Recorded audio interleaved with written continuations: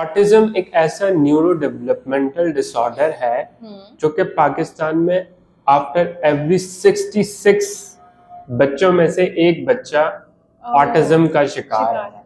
कराची के mostly centres, Lahore के mostly centres, Islamabad के मोस्टली सेंटर, हैदराबाद के मोस्टली सेंटर्स, इन 4 शहरों के सेंटर्स में मैं खुद अपना रोबोट लेकर गया हूँ। या हमारे जो गवर्नमेंट सेक्टर्स हैं वो सोशल एंटरप्राइजेस को सपोर्ट नहीं करते। स्किल्स ना आप टाइम टू टाइम और बेटर कर सकते हैं, लेकिन जो करेक्टर है ना आपका वो बहुत मैटर करता है।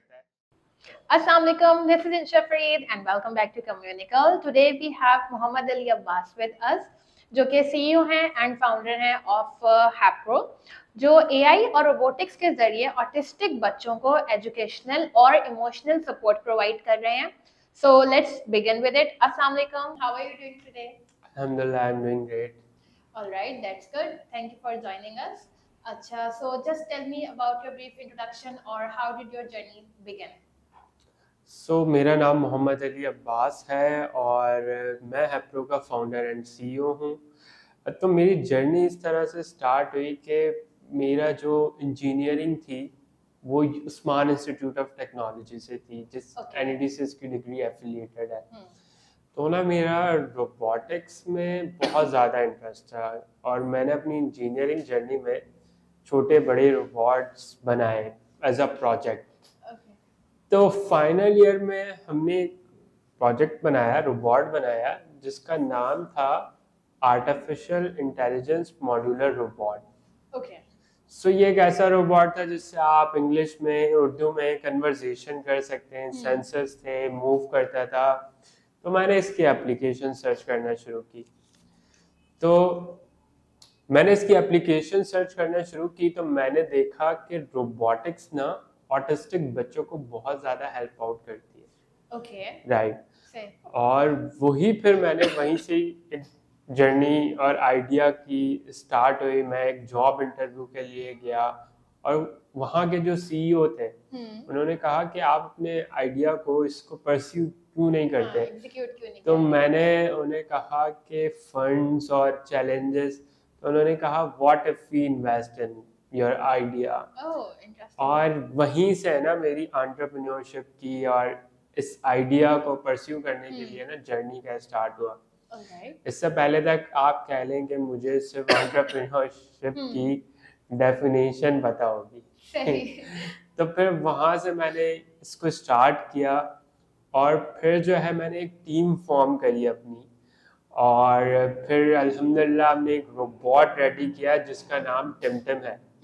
टिमटिम एक ऐसा रोबोट है AI पावर्ड जो कि इन बच्चों का कंपेनियन है, दोस्त है, साथी है और उनकी eight the same time learning में बहुत ज़्यादा मदद करता है।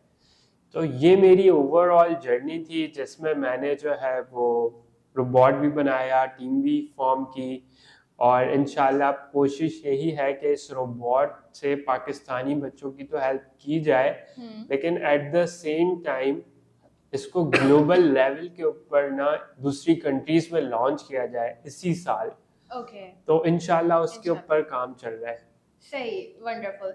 अच्छा, मुझे बताएं हैप्रो का नाम और विजन कैसे डेवलप हुआ? अच्छा, हैप्रो का नाम और विजन इस तरह से डेवलप हुआ कि हैप्रो के मतलब है हैप्पीनेस एंड ग्रोथ। तो हम कन्वर्सेशन कर रहे थे, एक ऐसी कंपनी होनी चाहिए जो लोगों को ना खुशियां पहुंचाए और लोग ना ग्रो करें हमारी सोसाइटी के। बिकॉज पाकिस्तान में वैसे ही बहुत मसले मसाइल हैं, चीजें हैं।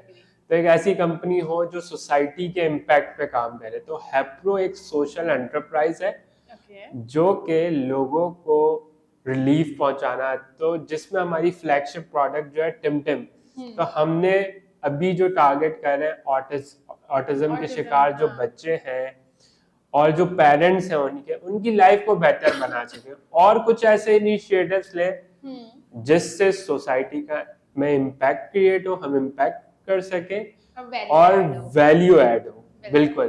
तो यही एक हैप्रो का मतलब है, मिशन है, गोल है, पर्पस है। Okay, perfect.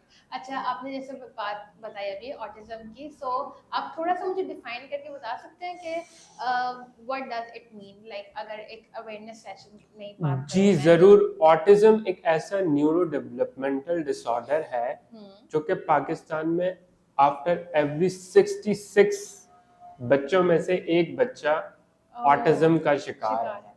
और इसमें क्या होता है कि बच्चे कम्युनिकेट नहीं कर पाते, सोशल स्किल्स उनकी लोअर होती है, सोशलाइज नहीं कर पाते, और eight the same time difficulties बहुत ज्यादा होती है लर्निंग में।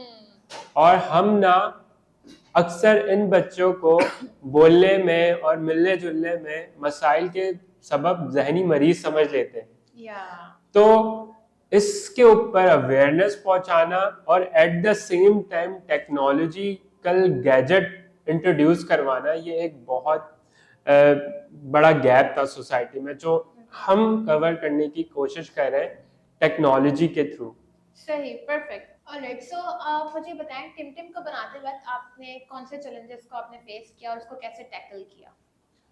टिमटिम को बनाते हुए हमने जो चैलेंजेस फेस किए, बिकॉज पाकिस्तान में कंपोनेंट्स मैन्युफैक्चर नहीं होते और हार्डवेयर बेस्ड प्रोडक्ट, यानी कि it's a hardware software business बहुत मुश्किल है पाकिस्तान में। क्योंकि आप देखेंगे तो पाकिस्तान में आपको हार्डवेयर बेस्ड कंपनीज बहुत कम नजर आएंगी, बिकॉज हमारा ज्यादातर इन्हिसार जो है वो इंपोर्ट के ऊपर है। तो लोकली मैन्युफैक्चर करना तो already it self a big challenge in Pakistan. But अल्हम्दुलिल्लाह हमने एक टीम जो फॉर्म की थी, तो हमारे पास सारी चीज़ें क्लियर थी कि क्या हमें करना है। तो we did the 3D printing here, और फिर हमने उस डिज़ाइन को मोल्ड किया, बनाया, और फाइनली हम यहीं पर ही एक टिमटिम को प्रोड्यूस कर रहे हैं लोकली। तो चैलेंजेस थे, but one by one her challenge को कवर किया और फेस किया। और जो भी आइंदा चैलेंजेस आते रहेंगे तो कोशिश यही है कि चैलेंजेस को ओवरकम किया जाए एज एन एंटरप्रेन्योर और एज एन स्टार्टअप। यही एक गोल होना चाहिए हमारा। सही, परफेक्ट। अच्छा, मुझे बताएंगे ये रोबोट बच्चों को इमोशनल और एजुकेशनल सपोर्ट कैसे देता है? अच्छा, ये जैसे आपने बोला कि ये इमोशनल सपोर्ट और एजुकेशनल किस तरह से देता है, तो ये सिर्फ रोबोट ही नहीं है, ये बच्चों का दोस्त है, इनसे बातचीत करता है। तो रोबोट बच्चे को रिकॉग्नाइज करते हैं, वो उसके चेहरे को पहचानते हैं, उसके इमोशंस को अंडरस्टैंड करने की कोशिश करते हैं with the help of AI. और बच्चों को जिस तरह से ये एजुकेशन प्रोवाइड करता है, एम्पावर करता है, बच्चे अपने हैंड्स यानी उंगली के इशारों से colours game, addition games, multiplication games और subtraction game, different sort of games हैं जो कि इनकी कॉग्निटिव स्किल्स को इन्हेंस करते हैं, जिनसे बच्चों की फाइन मोटर स्किल्स बेहतर होती हैं। तो ओवरऑल ये एक पैकेज है उन बच्चों को जिनसे वो अपनी सोशल स्किल्स, इमोशनल सपोर्ट और एजुकेशनल लर्निंग को बेहतर कर सकते हैं। परफेक्ट, ये बहुत ही कोई कमाल की चीज है। आप मुझे ये बताएं कि like how was the reaction और how was the feedback of the parents after seeing this? मैं अगर कहूँ कि हमने इसको 300 से ज्यादा बच्चों के ऊपर टेस्ट कर लिया है अल्हम्दुलिल्लाह, और बहुत एक पॉजिटिव रिस्पॉन्स रिसेप्शन हमें मिला है फ्रॉम द चिल्ड्रन, और पेरेंट्स का बहुत अच्छा रिस्पांस मिला है। बिकॉज पेरेंट्स के मसलों पे इतनी बात नहीं होती। अब पेरेंट्स को ना बार बार एक बच्चे को रिपीट करना पड़ता है। द रोबोट जो है उसके अंदर एक अनलिमिटेड सलाहियत है रिपीट करने की भी, तो पेरेंट्स को बहुत ज्यादा नहीं हो सकती है। बिल्कुल, तो parents as well as therapist उन दोनों को काफी हेल्प प्रोवाइड करते हैं, रिलीफ प्रोवाइड करता है। तो पेरेंट्स को भी बहुत अच्छा ये टेक्नोलॉजिकल गैजेट लगा है, बिकॉज वो अपने चाइल्ड को एंगेज कर सकते हैं, जिन्हें पता है कि ये एक अच्छा दोस्त है उनका, एक अच्छी कंपनी में है। और अगर आपने पेरेंट्स का रवैया देखा ही हो कि जब पेरेंट्स को पता लगता है कि हमारा जो बच्चा है वो एक अच्छी कंपनी है, उसके अच्छे दोस्त हैं या वो अच्छा सीख रहा है, तो वो फिर सुकून में आ जाता है, एक अलग ही खुशी होती है।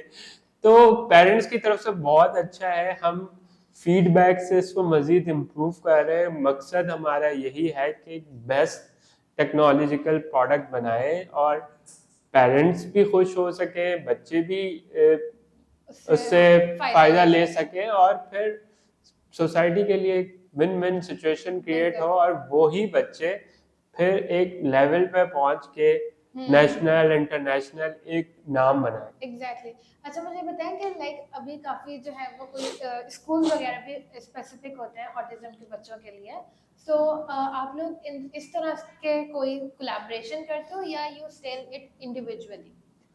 बिल्कुल, मैं तो इनवाइट करता हूँ और मैं अगर आपको अपनी जर्नी में से बताऊं तो मैं कराची के मोस्टली सेंटर्स, लाहौर के मोस्टली सेंटर्स, इस्लामाबाद के मोस्टली सेंटर, हैदराबाद के मोस्टली सेंटर्स, इन 4 शहरों के सेंटर्स में मैं खुद अपना रोबोट लेकर गया हूँ।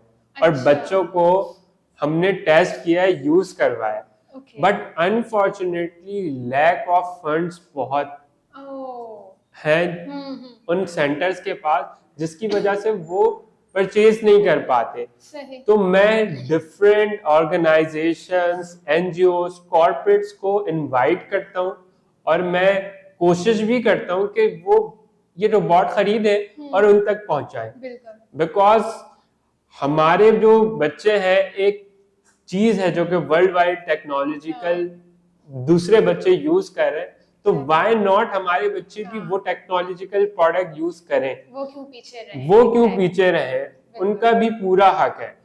तो ये मैंने एक एक्टिविटी जो है आप कह लें पिछले लास्ट 1 साल में की है कि मैं इन 3-4 बड़े शहर में गया और वहाँ के सेंटर्स को इनवाइट भी किया, टिमटिम का डेमो भी दिखाया बच्चों के साथ, एक बहुत अच्छा रिस्पांस भी मिला।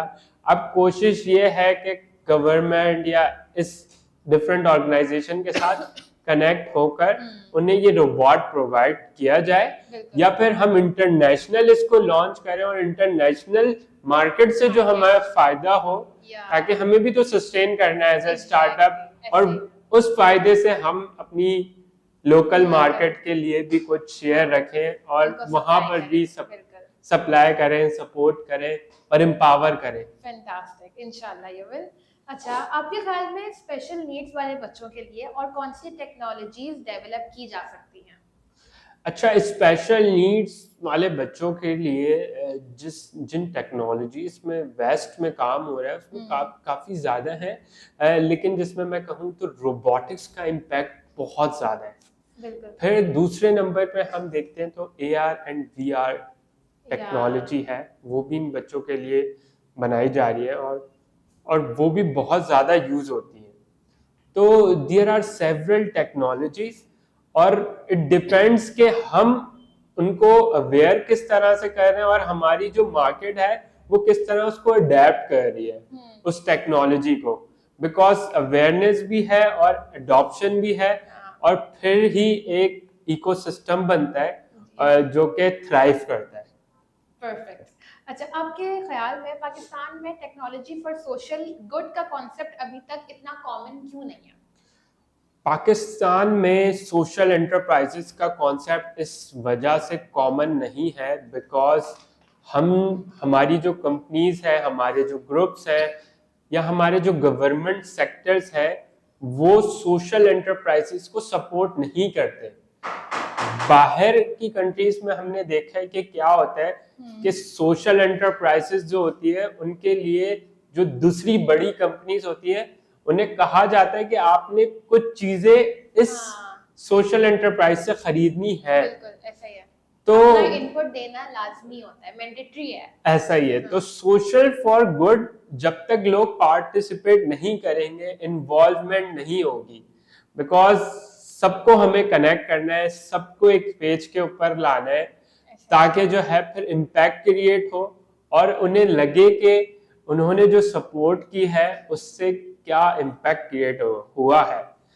तो सबकी इनेबलमेंट करना बहुत जरूरी है, इन्वॉल्वमेंट बहुत जरूरी है और एक एम्पैथी दिल में होना ना, ये सबसे ज्यादा जरूरी है। बिल्कुल। और मेरे ख्याल से यही आजकल के लोगों में लैक है, बहुत ज़्यादा लैकिंग है इस चीज़ की भी, कि कर्टेसी नहीं है, एम्पैथी नहीं है।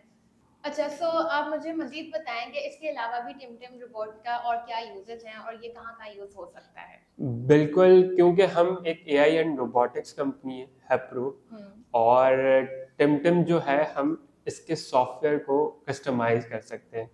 आपने सुना होगा कि सॉफ्टवेयर अपडेट कर देते हैं, तो हम भी बिल्कुल टिमटिम का सॉफ्टवेयर अपडेट कर देते हैं, कस्टमाइज कर देते हैं through the for the specific needs.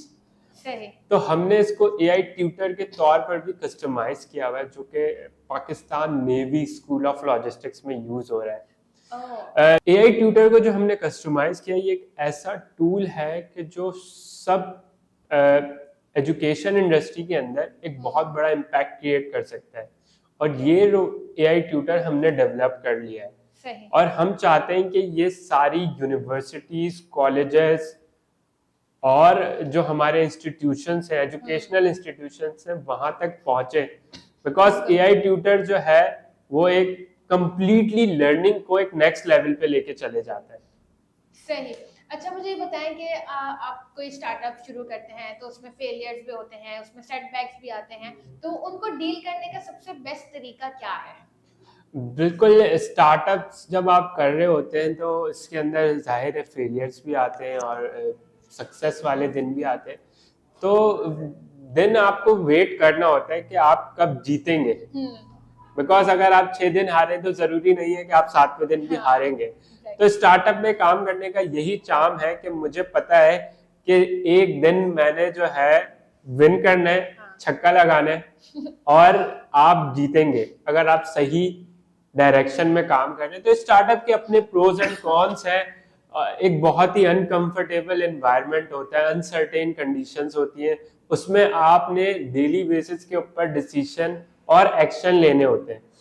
तो मैं तो बहुत एंजॉय भी करता हूँ, लेकिन कभी कभार आप लो भी फील कर रहे होते हैं, बिकॉज आप कहते हैं हर रोज कोई नया चैलेंजेस आ जाते हैं स्टार्टअप में, but that's the nature of the beast as well, कि वो जो है क्राइसिस में या प्रेशर में शाइन करता है।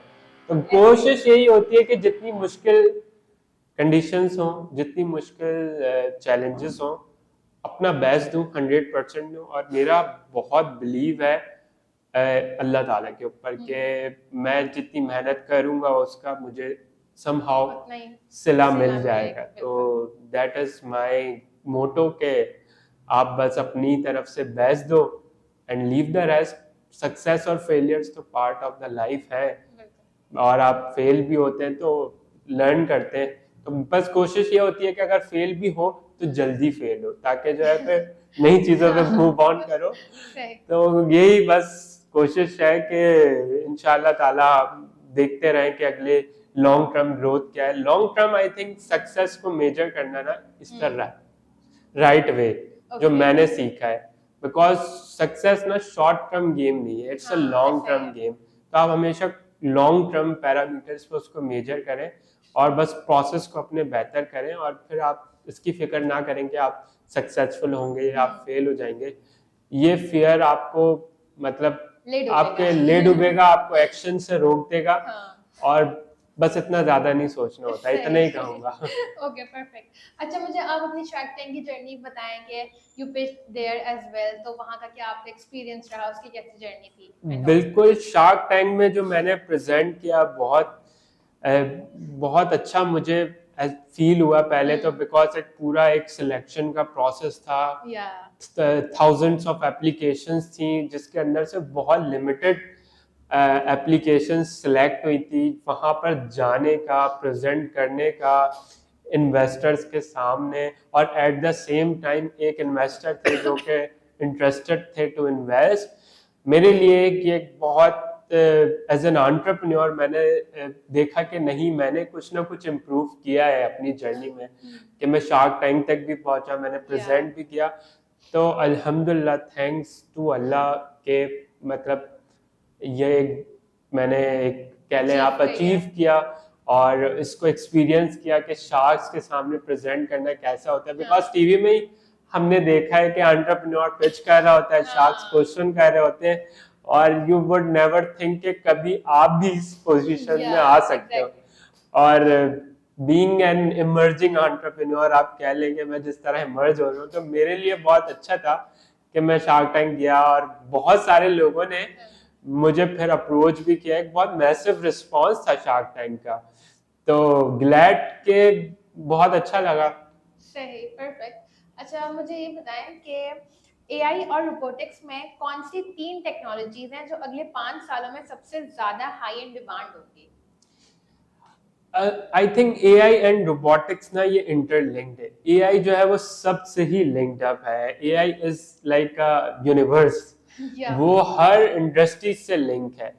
और रोबोट्स में आपने कुछ टाइम से नोटिस किया होगा कि सॉफ्टबैंक रोबोटिक्स एक बहुत बड़ी लीडिंग रोबोटिक्स कंपनी है और वो बहुत ज़्यादा इन्वेस्टमेंट कर रही है इन रोबोट्स। तो अगले 3 साल 5 साल में रोबोट्स बहुत ज़्यादा आने भी लगेंगे बिकॉज एआई इतनी एडवांस हो रही है। पहले क्योंकि इंटेलिजेंट रोबोट्स नहीं बन सकते थे, वाई बिकॉज एआई इतनी ज़्यादा इंटेलिजेंट और स्मार्ट नहीं थी। बट अब जितने जीपीटी और स्मार्ट इंजन्स रिलीज हो रहे हैं इंटेलिजेंट, तो इसकी वजह से रोबोटिक्स की भी इंटेलिजेंस को बढ़ाना ना बहुत इजी हो गया है, आसान हो गया है। तो जितना ज्यादा एआई एडवांस हो रही है उतने ही ज्यादा आप देखेंगी कि रोबोटिक्स की फील्ड या रोबोट्स आना मार्केट में इजी होंगे और ग्रो करेगी ये फील्ड। सही। अच्छा आप लोग अपने इन योर कंपनी आप ऐसे कोई इंटर्नशिप या कोई ऐसा प्रोग्राम शुरू करते हैं फॉर द स्टूडेंट्स जो इसमें इंटरेस्टेड हों और सीखना चाहें and then be the part of your company और योर टीम? बिल्कुल। जब बहुत सारे यंग कह लें स्टूडेंट्स वो बहुत अप्रोच करते हैं अक्सर लिंक्डइन पर भी थ्रू ईमेल्स, तो बहुत ज़्यादा मुझे अच्छा फील होता है कि वो एक ऑर्गेनाइजेशन का और वो एक मिशन का पार्ट बनना चाहते हैं जो कि बहुत आइडिया लेवल से स्टार्ट हुई थी। तो हम डेफिनेटली प्रोवाइड करते हैं। तो मैं ये कहूँगा कि वो अप्लाई आउट करें और जैसे ही वैकेंसीज आती हैं तो हम उन्हें इनरोल भी करेंगे और इनफैक्ट अपॉर्चुनिटी भी प्रोवाइड करेंगे कि let's be the part of our mission.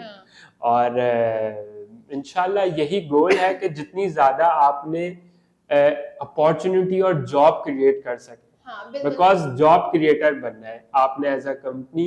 जब आपकी ग्रो करती है तो आपकी ज़्यादा जॉब्स आती है और फिर आपका पूरा इकोसिस्टम बनता है। बिल्कुल। अच्छा इसका एलिजिबिलिटी क्राइटेरिया कोई है या कोई एक्सपीरियंस आपका मैंडेटरी है टू अप्लाई या कोई बंदा विदाउट एक्सपीरियंस भी कर सकता है? पर्सनली अगर मुझे कहूँ, जब मैंने अपनी टीम बनाई थी तो आई जस्ट मैंने मतलब मैं खुद भी फ्रेश ही था और हमने फ्रेश कैंडिडेट्स को हायर किया था। तो फ्रेश में ये होता है basically they have more energy, they have more passion, more dedication. तो मुझे ये लगता है कि स्किल्स ना आप टाइम टू टाइम और बेटर कर सकते हैं, लेकिन जो करेक्टर है ना आपका वो बहुत मैटर करता है। बिकॉज जब आप एक एनवायरनमेंट में एंटर होते हैं तो आप सीख जाते हैं, बिकॉज अब हर चीज इंटरनेट पे है। You just need to ask the right question about it। सब चीजें आपको चैट जीपीटी बता देगा, सब चीज डीप सीक बता देगा, हर चीज आपको इंटरनेट गाइड कर रहा है और हर एप्लीकेशन इस तरह की मौजूद है। तो अब आपने स्मार्ट बनना है, अपनी क्रिटिकल थिंकिंग को और क्रिएटिविटी को इनहेंस करना है। तो आपको कोशिश करनी चाहिए आप किस तरह से अपनी ह्यूमन इंटरेक्शन बेटर कर सकते हैं उस पर काम करें और एट द सेम टाइम अपने कैरेक्टर को एम्पावर करें जिसके अंदर इंटेग्रिटी हो, हार्ड वर्क हो, स्मार्ट वर्क हो, you must be sharp enough. तो फिर आई डोंट थिंक कि आप कहीं इंटरव्यू के लिए जाते हैं और वहां से आप रिजेक्ट होते हैं। I don't think so. 90% chance है कि वो आपको हायर करेंगे बिकॉज दे वांट के एक ऐसी एनर्जी और एक ऐसा पैशनेट बंदा हो जो मेरी ऑर्गेनाइजेशन के लिए काम करे। तो ये चीज तो मुझे लगता है, और जितना मैंने अब थोड़ा काम भी करा है बिजनेस ओनर्स के साथ, तो मतलब थोड़ी बहुत उनकी मेंटालिटी और साइकोलॉजी समझ में यही आती है कि उन्हें बेसिकली फाइटर्स, कमांडोस इस तरह के लोग चाहिए। सही, परफेक्ट। अच्छा मुझे ये बताएं कि आप एनआईसी में भी इंक्यूबेटेड थे, एनआईसी में हम इंक्यूबेटेड हैं ऑलरेडी, अभी भी हैं, ओके। सो उसकी आपकी जर्नी कैसी रही और आपको क्या क्या फायदे हुए, and you would recommend any other startup to join NIC and these types of incubators?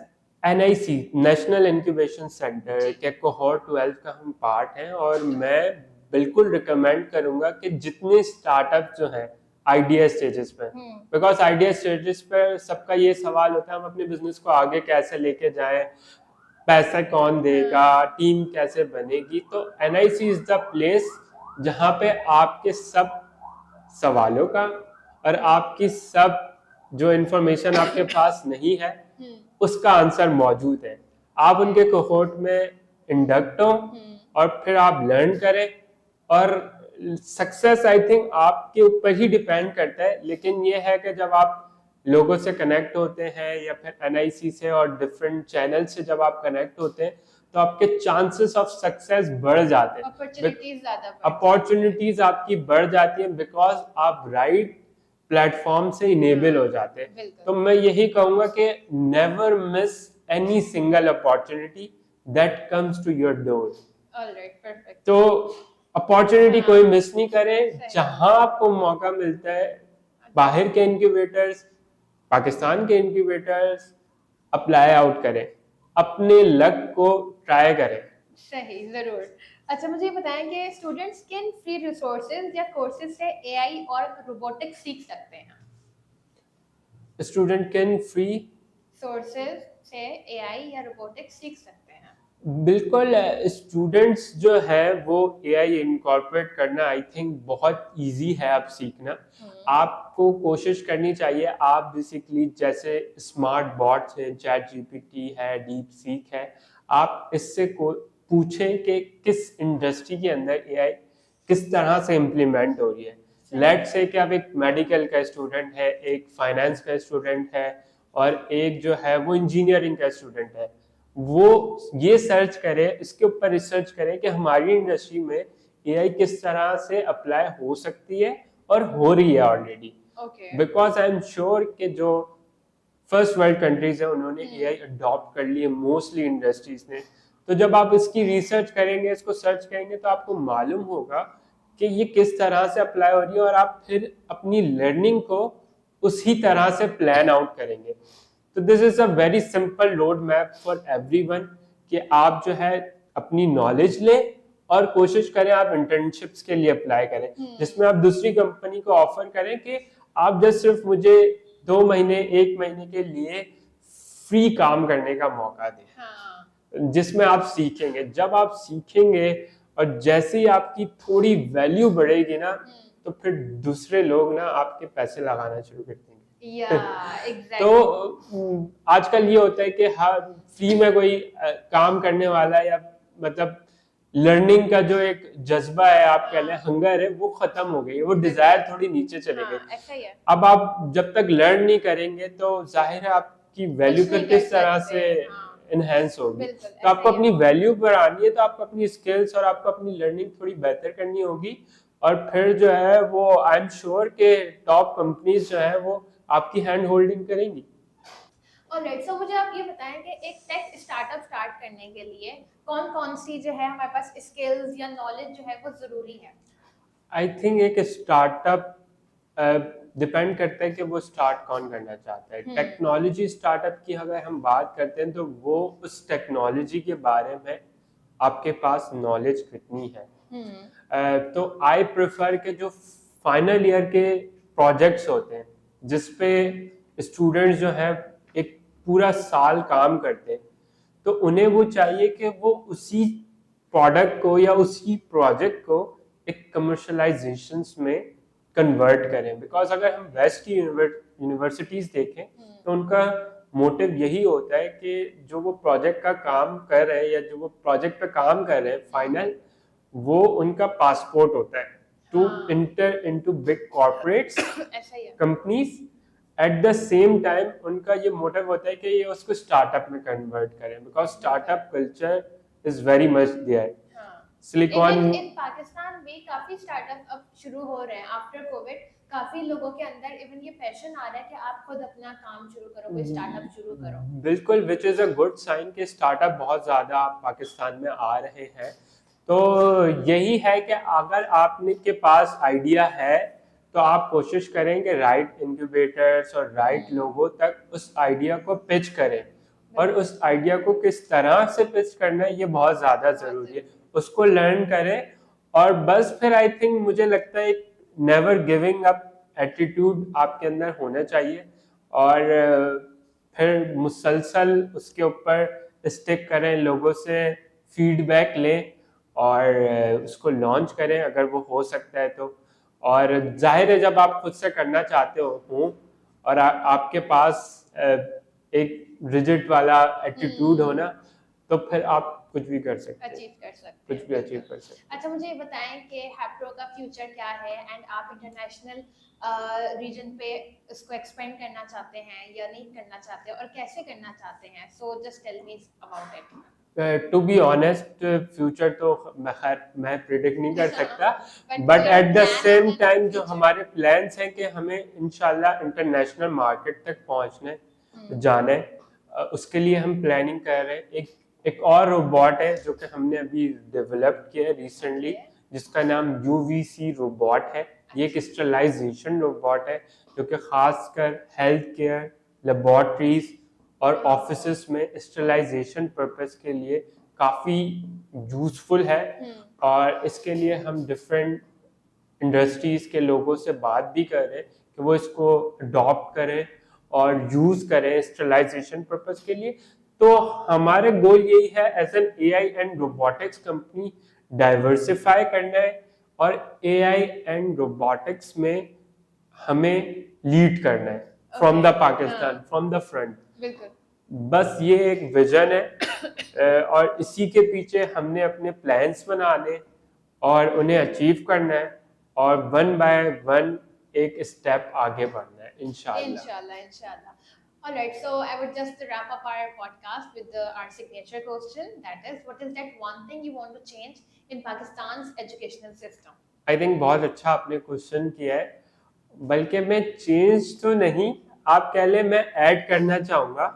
वो है AI ट्यूटर। बिकॉज जब हम होमवर्क करते थे या असाइनमेंट्स करते थे तो हमारे पास कोई टीचर उस टाइम पे सपोर्ट करने के लिए रेडी नहीं होता था। ऐसा ही है। तो AI ट्यूटर आई थिंक एक ऐसी टेक्नोलॉजी है और वर्ल्ड उसको अडॉप्ट कर रही है। तो मुझे लगता है हमारे हर बच्चे के पास एक अपना AI ट्यूटर होना चाहिए।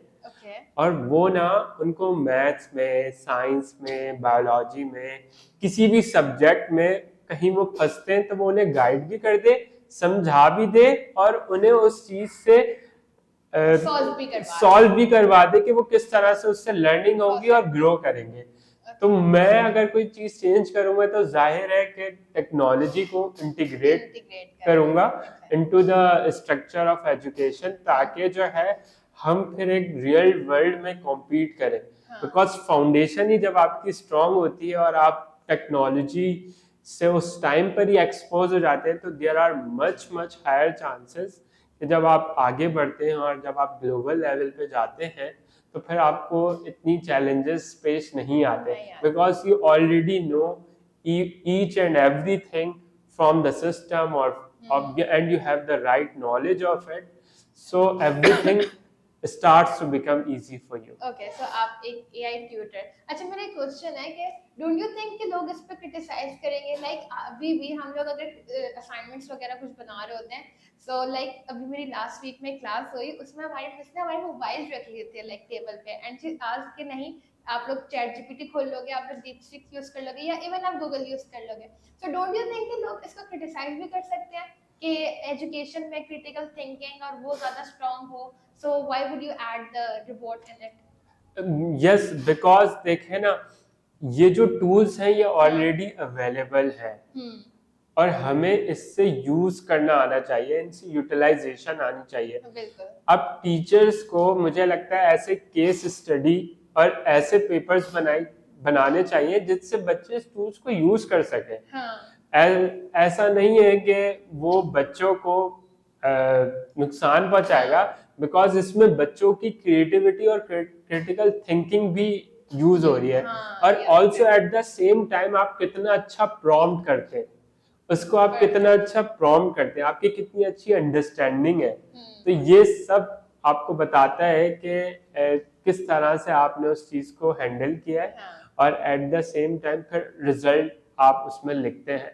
तो मुझे ऐसा लगता है यूज करना चाहिए, लेकिन शायद पेपर्स में आप भले ही अलाउ ना करें, लाइक पेपर्स हो तो आप भले ही अलाउ नहीं करें, but at the same time इससे पहले, बिकॉज अगर कोई भी क्यूरी हो, कोई भी कंफ्यूजन हो और आप कहीं पे स्टक होते हैं, AI ट्यूटर इज देयर, वहीं पर ही आपने और लिखा। जब तक वो कंफ्यूजन क्लियर नहीं होती आप उससे आगे भी नहीं बढ़ सकते हो। लाइक मेरे साथ ये मसला है कि अगर कोई एक पैराग्राफ है उसमें मुझे एक लाइन समझ में नहीं आएगी तो मैं वो लाइन से आगे बढ़ ही नहीं सकती जब तक मुझे वो समझ में ना आ जाए। एब्सोल्युटली। तो मुझे ऐसा लगता है कि ये बहुत ज़रूरी है कि हम इस चीज़ को यूटिलाइज करें, और ये बिल्कुल भी आई थिंक हार्म नहीं है।